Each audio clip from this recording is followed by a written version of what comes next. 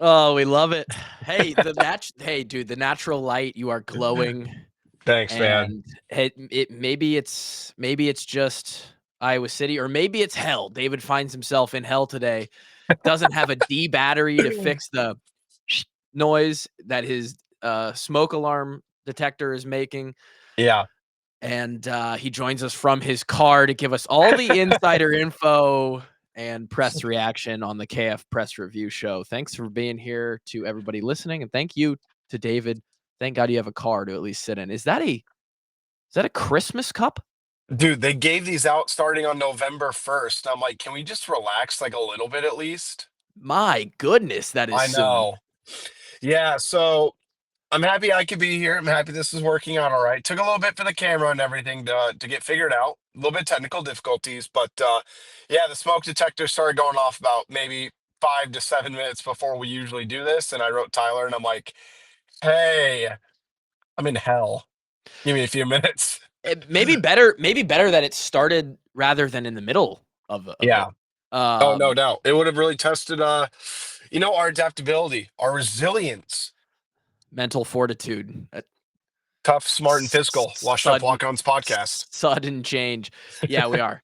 I don't know if we're tough, smart. We're definitely not smart. Yeah, that's true. I'd say we're probably tough and physical. I'm consistent more than anything is probably our calling card. Yeah. Uh, and somebody else who's consistent.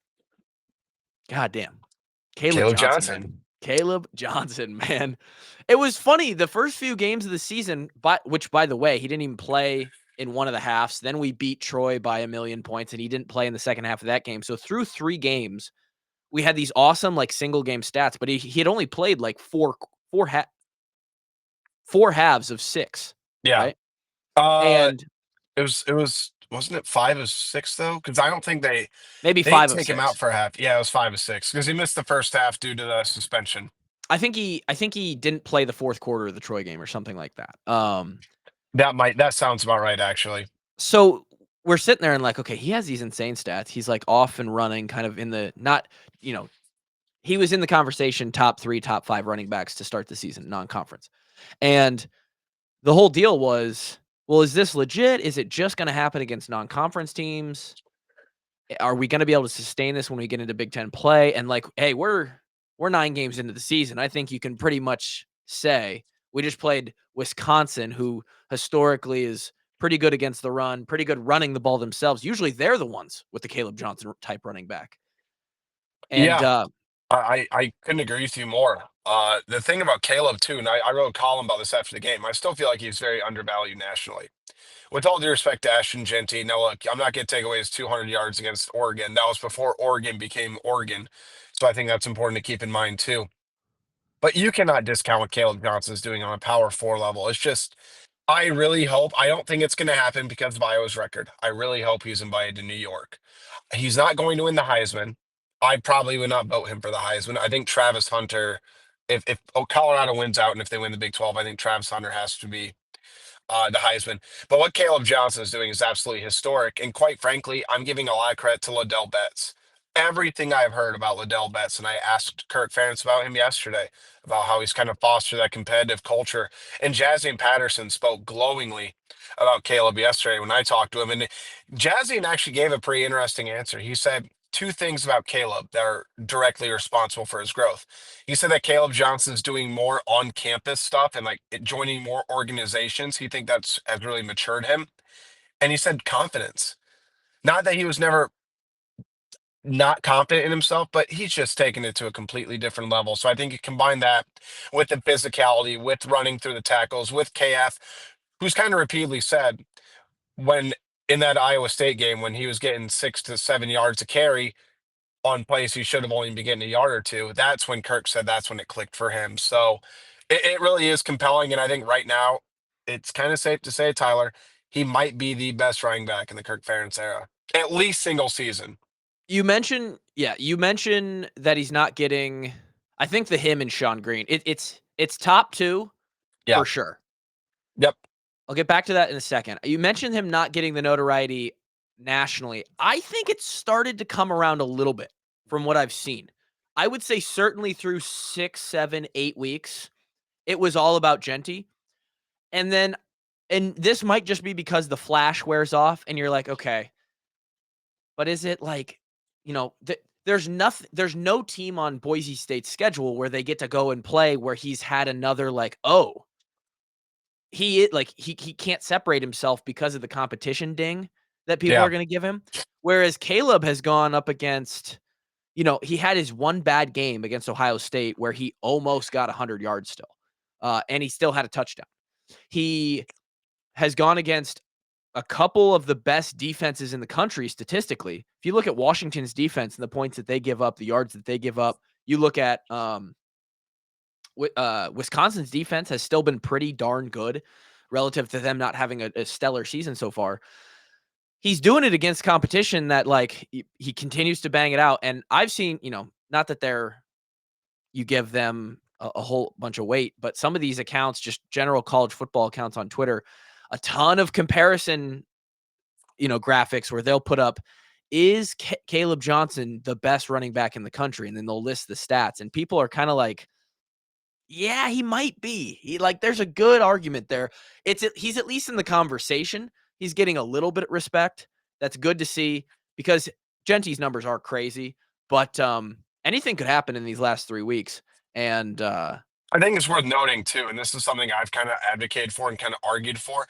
I think Kaleb Johnson is without a doubt the best second level runner in college football. Like if he just breaks through the initial line and gets that linebacker safety level, he's going to outrun you. He's going to run you over. He's going to break a wimpy tackle. He has established himself as the most explosive runner.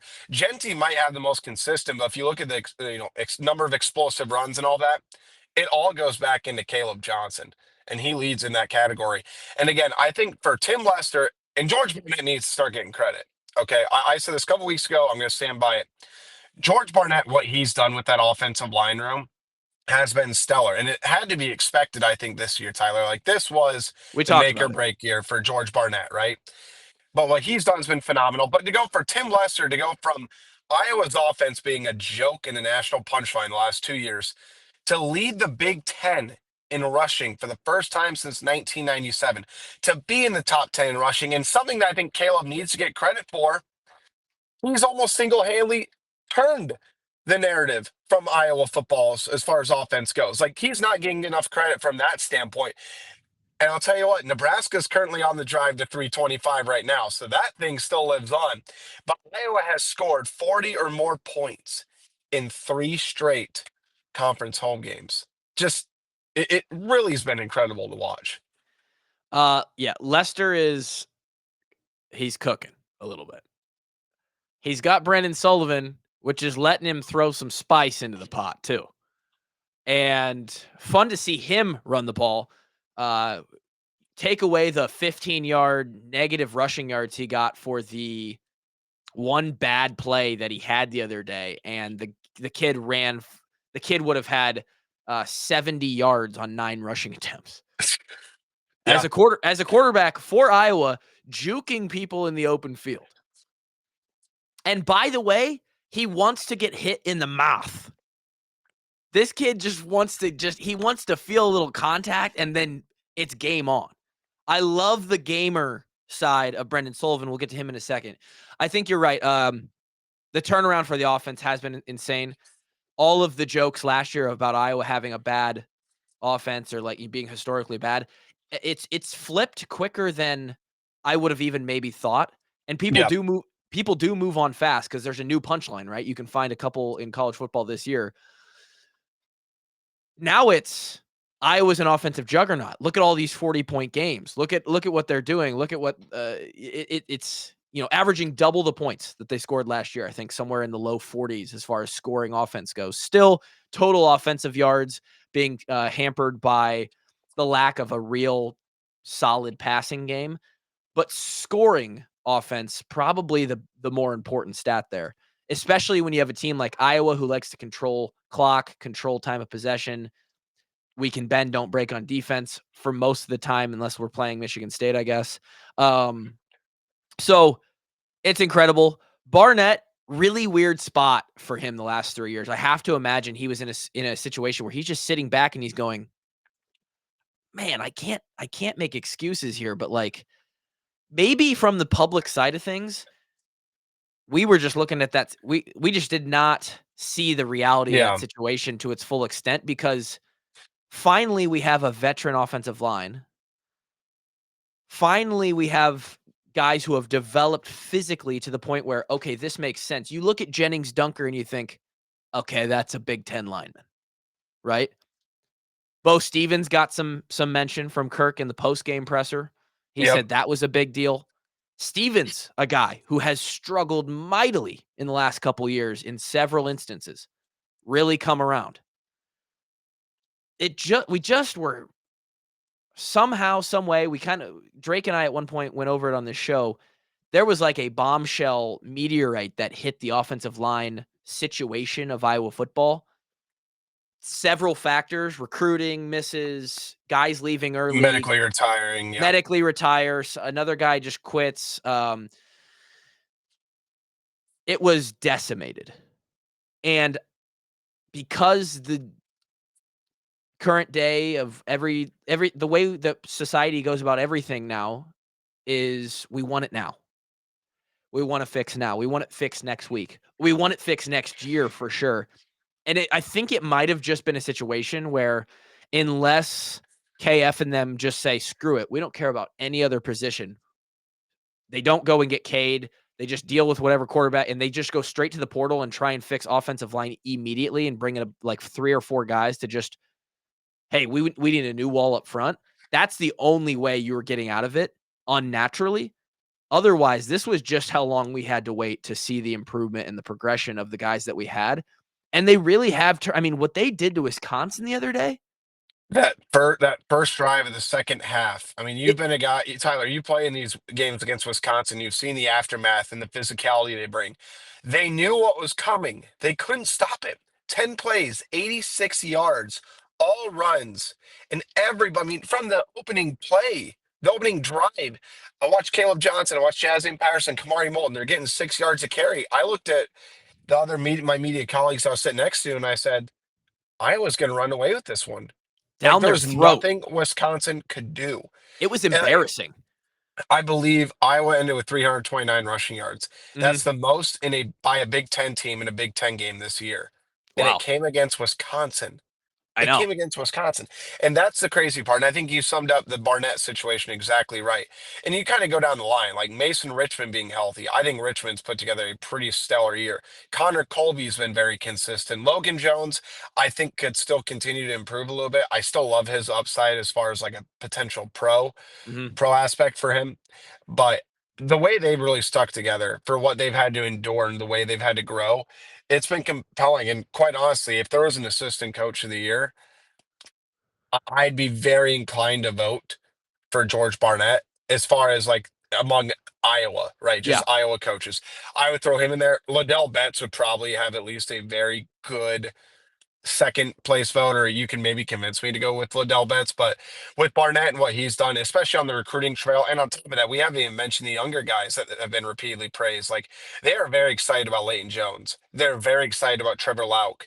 We've seen flashes of Cade Peeper. Like they have dudes that are going to be able to step up next year. And who knows what the Lions could look like next year because there are some guys that could come back for another year. It's the Barnett success story may still be being written because next year is going to be interesting. Richmond is gone, right? I believe Richmond's gone. I have not gone through and see who has a decision to make, but I believe Richmond's gone. I don't I haven't either. I'm not sure what the eligibility is on our 5 guys. I'm pretty sure we still have Dunker. I Um, believe you have Dunker. I think Logan Jones is done. I think he's done, and I think Richmond's done. I don't know about Connor Colby or Colby, I believe, has another year. okay. I'm So inclined to believe, and this is not based on inside knowledge. I'd say, given his pro potential, I think he's going to have a legitimate decision to make if he comes back for another year or not. yeah, so there's a chance that we're not completely rebuilding from just 0 for 5, right? Yeah. And you mentioned the young success. It really is from now until then, and I love that we're hearing early flashes of the young guys for the offensive line because that's not a thing where KF even mentioned it, how he has said in the last few years that they have struggled on the offensive line. It's not a spot where they've sat and said, hey, we feel really good about this until this camp. And we talked about it. This camp, KF came out and said, we feel like we're pretty far along. Like we like where we're at with the offensive line. We think that will be much improved this year. And it has been. Yeah. He just doesn't come out and lie about that. So when those coaches are sort of creating the narrative that the young guys are doing really well, that's something to get behind. So it's going to be interesting from now until next fall what they build in that offensive line room and what the starting five looks like come next August, because it's going to be, again, with a team that's going to rebuild in a lot of spots next year, that is going to be the anchor. You have to start at the line of scrimmage. Yeah, and I'll also throw in one more name to keep an eye on, Jack Dotzler. I mean, Yep.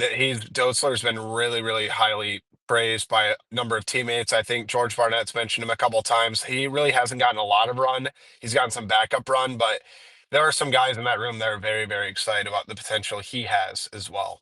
You mentioned Ladell Betts as maybe your second for the award for coach of the assistant coach of the year. KF said in the presser that Ladell's not a big talker, but he's always been a big doer. Referenced some of his game performances when he was the running back at Iowa. Basically apologized to Ladell for saying, hey, guess what? We couldn't block anybody and you still got 4 yards to carry. Appreciate Yeah. you. Yeah, and he was really impressive. Like, he, in his own right, he had his own little twist to what he could do at the running back position. It was really fun. And we had him on the podcast, and we did get that sort of sense from him. When you hire a former player, it gives you the sense of, or like a former player comes back and it becomes a coach, and it's not just at Iowa, but anywhere. You're excited. It's fun. It fits so well. But you Yeah. do always have a little bit of what you had with Brian and the whole nepotism thing. There's a little bit of that, like, oh, is he just getting this because he played here? Right? Yeah. And they have to go out and prove that. And the running back room has been stellar. It is, I think it's underrated, the fact that Jazz and Kamari are such hardly a drop off at all when Kaleb comes out to get a breather. That is doing a ton for Kaleb when he is in the game. He gets a quick rest. Nobody's worried about us being. The defense is still concerned about the running threat, even when Kaleb comes out. That's big. He gets a break. The muscles get to relax for a second. He catches his breath. He's back. He gets his juice back. He goes back in, and bang, he's at 100% almost every time he runs the ball. That is, the running back room is in a good spot.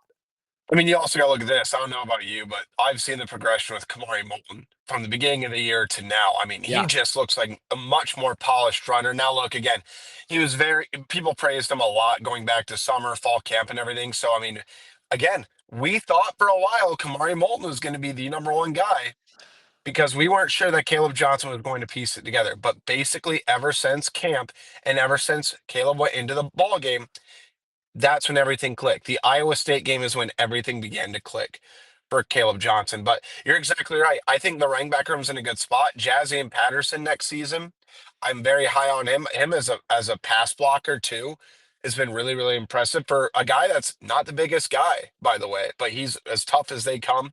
And Kamari Moulton, it feels like at least once over the past couple of games, he's broke off about 25, 30-yard run. You're just seeing the progression that these guys continue to make. And quite frankly, I'm going to give a lot of credit to Tim Lester as well. I just think what he has done from the schematic standpoint has been so impressive. And I talked to Jazz yesterday, and two things really stood out to me about what he said. He said there's a lot more smoke and mirrors when it comes to Lester's offense. Because I said, what's the difference? I wasn't trying to throw shade at Brian, but I just wanted to know, like, what's the difference between the way Brian wanted to run the football and Tim? And Jazz just said they have to account for so much more right now just because there's so much pre-snap movement. There's a lot more smoke and mirrors. They catch defenses off guard, and they're able to get to that second level to create those dynamic plays. Because even at times last year with LaShawn really never didn't have many explosive runs, but at least he was consistent. Yeah. Now Iowa's being consistent with a much higher percentage chance of breaking a big run.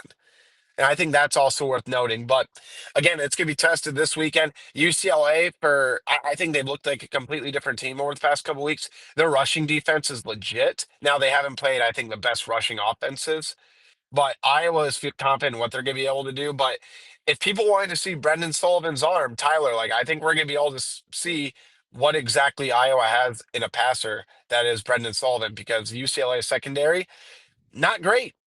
Not That's great. They're going to be looking to throw the football. that's what I saw. Something like the 120th worst passing defense in the country for Yeah. UCLA. So interesting, interesting. Wish we had like a fully healthy Lachey. KF mentioned he might have a chance to go. Estrenga still out. Reese Vandersea still out. I like Jacob Gill. I like Seth Anderson. I like Weechin. We have a really thick stable with not like one prized racehorse to give Yeah. a Yeah. rough and a poor analogy of wide receivers. So I don't think we just got to get in position and make the plays.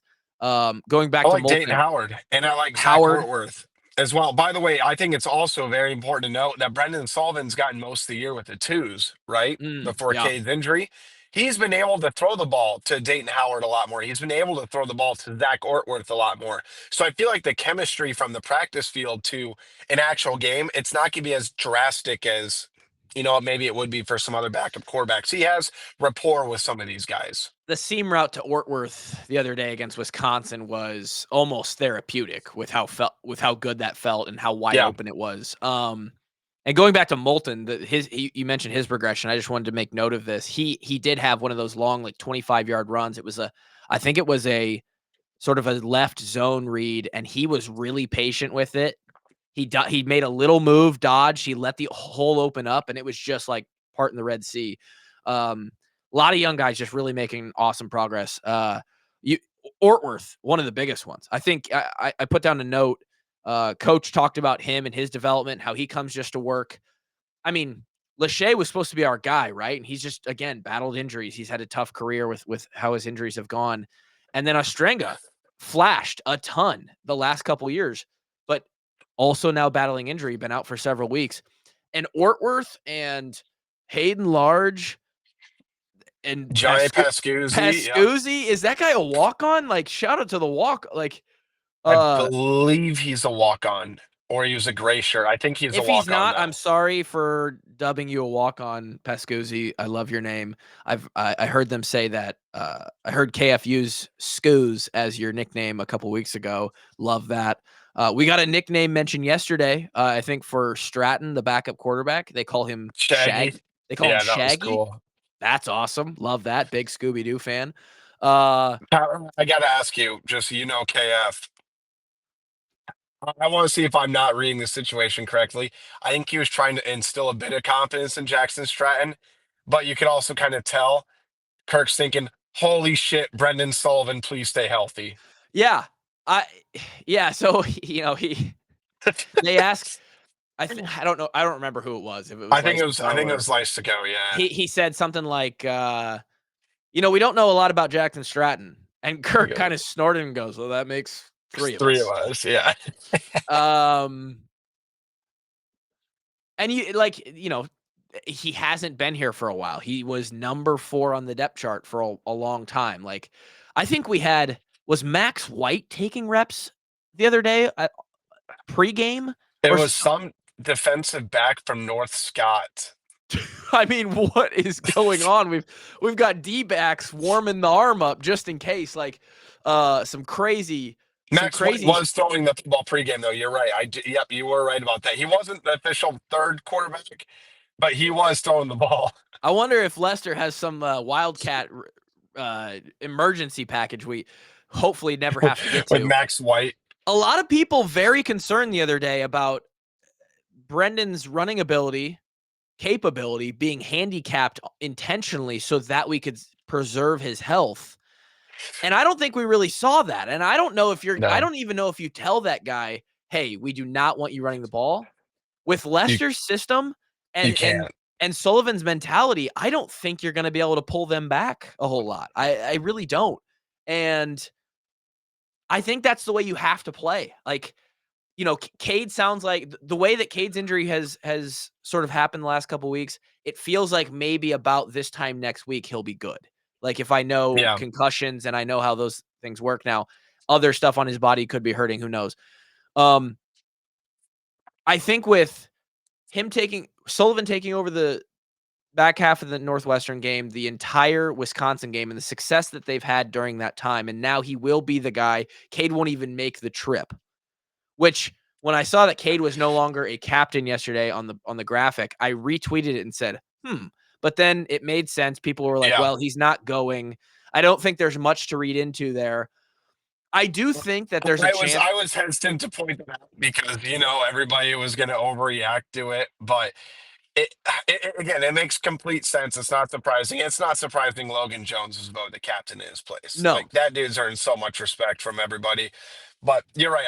From what it sounds like, I think Kirk believes that Cade's going to be good. Well, yeah, think about it too. They have the bye week after UCLA, so Cade's more than likely going Oh, to be true. okay.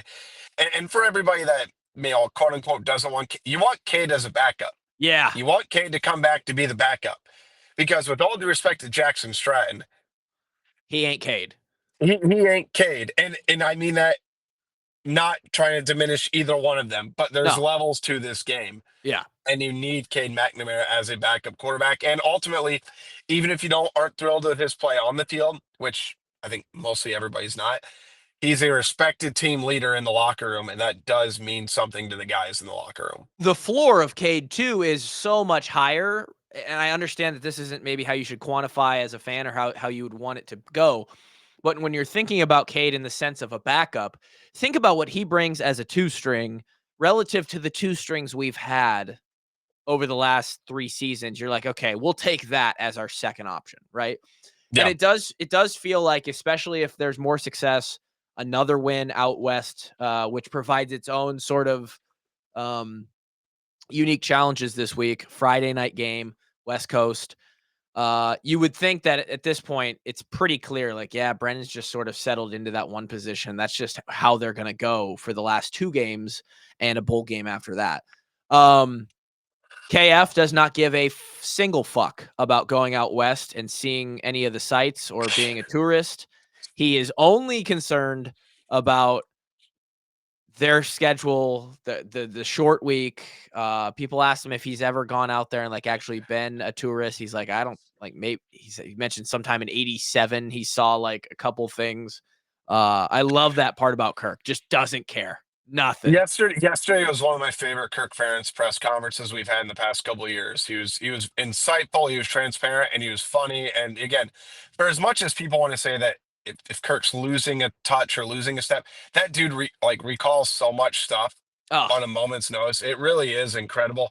But you're right. Yeah, he was asked if he's ever been out there, and he said no. Hopefully, somebody takes pictures for us, then we can look at him after. Like it was really really funny, and even the players were like, "Yeah, we're not. It's not like we're going to LA and we're gonna be able to do a lot. We're going to the hotel, we're going to bed, we're getting up, going to meals, meetings, etc., getting ready, playing a football game, and then they're getting right back on the plane right after the game. They're not right. staying there."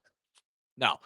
And that's just how it works. It will be nice to have the bye week plus a day after this game. If they can get a good win this weekend, and then I think they'll be in really, really good shape going into the Maryland game in a couple weeks. And Uh, Maryland's on a free fall right now too. yeah, they haven't done well after the start of the season. So, hopefully another, you wouldn't call it a tune-up game at this point in the season, but another like very winnable game there before what will be a tough game against Nebraska and Kinnick to finish the season, regardless of where Nebraska is. Nebraska is There's a is the real chance they're playing for bowl yep, eligibility in Kinnick Stadium. yep, and it'll make that day interesting for sure. I will say what was mentioned was Kirk's record in the Rose Bowl. They haven't won since the 60s. He had a good laugh on that answer, and he goes, "Well, we had a great record there in the 50s, right?" Like Yeah. we're referencing the 50s. And his recall is so good. When he was talking about Ladell, I think he talked about Dan McCarney Dan McCartney like recruiting him or seeing him or something seeing like him that. and like reminding him of one of their former coaches, like just Was that stuff. Carl Jackson? Yeah, Carl Jackson and he's like, well, if you're being compared to Carl Jackson, that's a pretty damn good comparison. And um, God, he is so sharp. He is so sharp. It's incredible. It's just the magic of Kirk. Think I mean the way I walked away from yesterday though too, Kluve, is I think Kirk's very confident. Like Yeah, I don't think it was in an arrogant way. I just think he's really confident in the direction the team's going. I thought he was very light on his feet. Didn't look like he was carrying a heavy weight on his shoulders. He didn't seem nervous about anything. Like I think there's a growing sense of confidence going into UCLA, but at the same time, and I'll say it, Ethan Garbers might be one of the most underrated quarterbacks in the country. Like that dude is a baller on yeah. a team that really does not have that much. They have the worst rushing offense in the Big Ten, one of the worst rushing offenses in the country. But Garbers has completed like 78% of his passes for over 600 yards in the past 2 weeks, bunch of touchdowns. Like the Rutgers was before Rutgers' free fall. Rutgers had a pretty solid defense, but Garbers pieced them up. He I sliced and diced them. You mentioned the relaxed sort of feeling of confidence from Kirk. I think this is a good spot relative to where UCLA is. They just came off of probably their marquee win, their marquee game of the season versus a Nebraska team that's been on the rise. They go to Nebraska and win in a tough place to play. Um, I don't know if there's going to be that sense of urgency coming back home against Iowa. You know, you're in California, like they are not going to be in a bowl game. It's I think it's a good spot, similar to like a lot of people felt like it was a good spot for Iowa last week versus Wisconsin. Um, and I think that confidence is carried throughout the team. Like I feel like 2 games in a row, the entire squad probably feels like they got off that up and down roller coaster. Win at Minnesota, lose at Ohio State, win against Washington, lose at Michigan State, win against like we finally got 2 in a row. And I think they feel confident and they feel in a groove as well, and I think that bodes well for this weekend. Um, and I think it lines up so that this team can make a run at 9-3 in a decent bowl game and probably being ranked at the end of the season. So we'll see. It's a We'll real see. chance they play Alabama in the Rely Quest. I saw that. I saw some bowl projections start to come out. You know, you got the CFP last night. Um, Reunite with Kenny. I'll take it. that'd be cool. That'd be really cool. That'd be Can really fun. um Before we leave, it's a great day in America because women's basketball is back tonight. I knew that's Iowa where you're women going with that. Iowa women's basketball is back today. Uh, what's the outlook for this season? Quick outlook. I'm higher on the team than most. I really like them. I think Ava Hyden's gonna be really good at center. I love Lucy Olson. I think she's gonna be a potential All-American. I think Iowa can get as high as a 4 seed in the NCAA tournament. I think they can host in Carver again. And ultimately, like I'm not gonna undersell what a court advantage Carver Hawkeye Arena is in women's basketball. It's just not a normal arena. It's No, arguably the mecca of women's college basketball arenas right now, just based on the energy level and everything. for sure. I think there's going to be ups and downs. I mean, the Big Ten's loaded this year. Indiana's going to be good. USC, UCLA. Iowa avoids going to at USC, at UCLA. They get them both at Carver Hawkeye, though. I think Iowa knocks off at least one of them, and because those atmospheres are going to That'd be be nuts. cool. So I think the NCAA tournament, I don't want to say it's unquestioned to me, but I totally expect them to get a decent seed in the NCAA tournament. I think they can be anywhere from number four in the Big Ten to maybe number seven. But that middle of the league's just so. I mean, that's gonna be separated by a half game or a game or so. Yeah. But it's gonna be a really fun team to watch. Ups and downs. But Jan Jensen Air is here. They have a lot of talent. I'm excited. I'm being It, Carver Knight. it's an exciting baseline year, I think, with little to no expectation. It's sort of like, hey, we just have to reestablish who this team is without Caitlin, without Bluter. Fair to say that like a good goal would be reaching the Sweet 16. I think that's the ceiling of the team. But again, it all depends on the draw, right? Once you get the NCAA tournament, it just Sure. depends on who's in your region. But if you get to the Sweet 16 after everybody said that you were going to drop off without Caitlin, without Kate, without Gabby, you're looking at such a strong outlook. And I'll say this, I'm not afraid to put this on the record right now. Iowa as a foundation moving forward as a group that can win the Big Ten the next 4 to 5 years. Yeah. You bring in Addison Deal next year, 5-star. Mm. You bring in Layla Hayes, 6'4", 6'5" post. You have a shot at 3 5-stars in the 2026 recruiting class, I think. I think they get at least one, if not two of them. Mm. And then you have Taylor Stremlo, Tegan Mulaney, by the way. Yo, she's good. Hooper.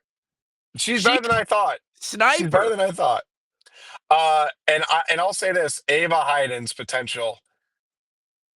We love I'm not gonna go as high as because Iowa's had such great post, but I think she can have a very similar career outlook as maybe like a hybrid of a Monica Sonano, Megan Gustafson. Like Love there's that. just a lot of skill baseline there. So again, you have a core baseline of like 4 to 5 players that you feel so good about moving forward as the future of the program.